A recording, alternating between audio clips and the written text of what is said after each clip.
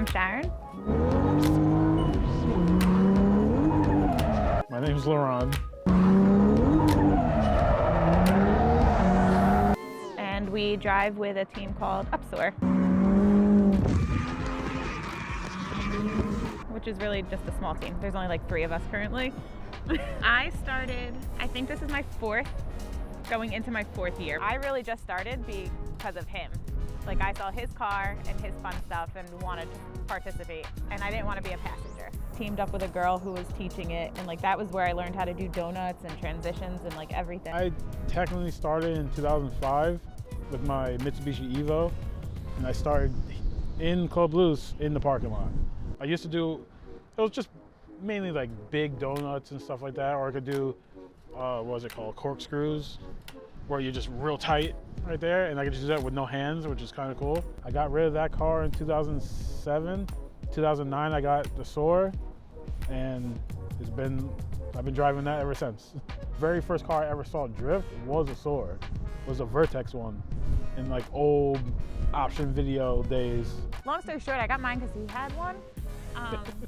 There was an option to be like, maybe I'll just get an SC, but then I didn't want to have the left-hand drive version of his car. So it just so happened that I got on Marketplace and found this one. Yeah, and that's why I got mine. He gets in my car and he hates it. I can't drive his. Like, they drive like 2 completely different cars. I don't know if it's like an interior thing. Like, I still try to keep as much interior as I can. So maybe like the sound or just the... Yeah, it's definitely a sensory thing. A sensory thing, because his is like fully gutted. My suspension's a little different than his.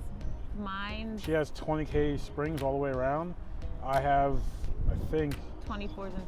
I think 22 in the front and 24 in the rear, or 26 in the rear.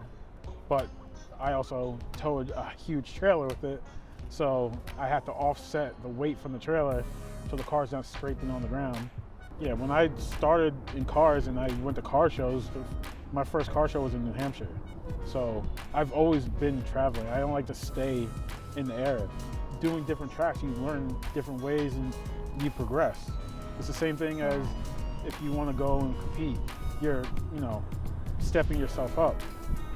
So if you don't go and do different tracks, you'll always be progressing. I've also met so many cool people. Like, yeah. We've made a lot of friends like all over the place. Like, you could go somewhere and be like, okay, you could crash on somebody's couch, or like, I don't know, you just meet a lot of nice people in drifting. Yeah. So that's been nice.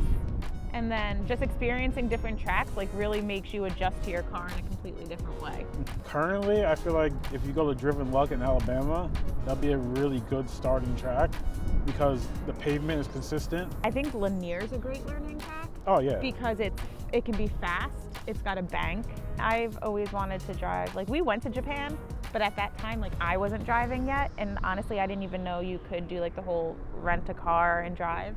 Yeah. I mean, we walked the entire that. of UPSOAR. Yeah, I would love to do that. All of it. And like Ireland, I would love to drive Mondello. I think the hard part is we'd have to do 2. Yeah, people think drifting is expensive. It's way more expensive when you're a couple drifting. You're constantly buying stuff for both cars. Yeah. He'll order sometimes and be like, so did you get 2 of those? Like, is there 2 in that basket? People look at us and say that we have the life. Yeah, no, we're just broke. That's the other thing. A lot of people, I think, look at what we do and don't realize that we're like old and like adults with like adult jobs, I want to say. Oh yeah, no, we both have careers. We have like careers, no kids. That's another big thing. If I was 15 years ago, I wouldn't be able to do this. No. I want to say a pro is we, at least with our cars, being able to share a majority of parts. Because like when I was at a Drift Kitchen event, my power steering one, so like he was able to just like pull something off so I could finish the event, like off of his car, throw it on my car, let me finish the event. Yeah, I just took my power steering pump and just put it in her car. Right. We spend a lot of time together. You have to know when to not take things personally in the garage. If he's flustered with something, like I'll walk away. If I'm struggling with something and I need his help, but like he's working on his car and I need to pull him away from that to like work on my car, it's almost like he's got 2 cars to work. Last week, I stripped a bolt. He heard me strip it from like across the garage. He was like, why is it making that sound? I know what you did. And I was like, I don't know. And then he had to come over and like fix my mess up. I recommend it. Yeah, I can't see myself not drifting. You just say you can't see yourself not me. Okay. I recommend a car show. I recommend it to everybody. Like I tell everybody who I meet their girlfriends or significant other, I'm like, let them drive. Like let them get in your car once and just let them go at it. I think since we started driving, we were always like, once Drift Week popped up, we were always like, that's something we should do. We basically do it on our own anyway.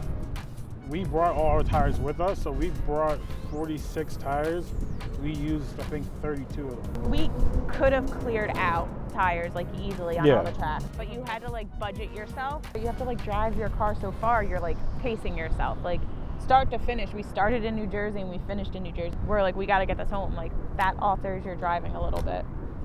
Meet so many cool people from like all over the world, people who fly in just for Drift Week. Yeah, they keep cars in this country and they just fly in. For Drift Week, they drive and they fly home. Like, Drift community in a whole is just so nice. You have people that will actually help you out with car setup. You could just go online and find out the ideal setup. So if you have a Z, you type in Z drifting, someone will give you everything that you need. You just get in the car and you're done. When I started driving, there was no real tutorials. We watch video options, stuff like that, but you didn't fully know what to do. Now you have clinics where you could go and someone could teach you. The bash mentality, I feel like, is bad for drifting. I'm just gonna smash into your door and just beat your car up, just write the car off, just almost smash into this wall and just get out and laugh. I understand that it's drifting, stuff happens, but you're specifically going out to smash into someone's door. It doesn't make sense to me.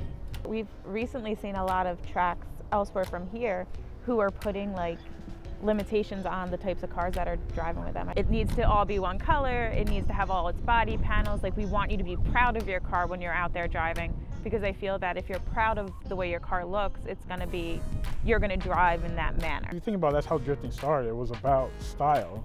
It wasn't about just, how hard you could go and how messed up your car could be. And for event hosts, they want pictures to go out so other people could come of cars that are nice. US Drift said like you're gonna have to submit pictures of your cars to drive. It's just the nicest cars you could possibly build, drive, and you just kill it all day. So I know one thing that I want to do personally is more comps. I would like to get more confident in myself. I think that's what limits me. And I feel like as I talk to a lot of other females that do this, it seems to be that across the board. Like the confidence aspect, the getting in the car and being like, you know what you're doing, but in your mind you're like, I can't drive. And I want to say track-wise, I know I would love to go to New Mexico to No Coast Bash. And then, believe it or not, we are talking Drift Week 9 at the end of the year. What's your goals? Well, I don't ever plan to go to like FD or any of those crazy things because I just don't see ever building a $200,000 car. But probably like do like small comps and stuff like that. Like we would love to do Gambler. I would love to do a Gambler. Yeah. Just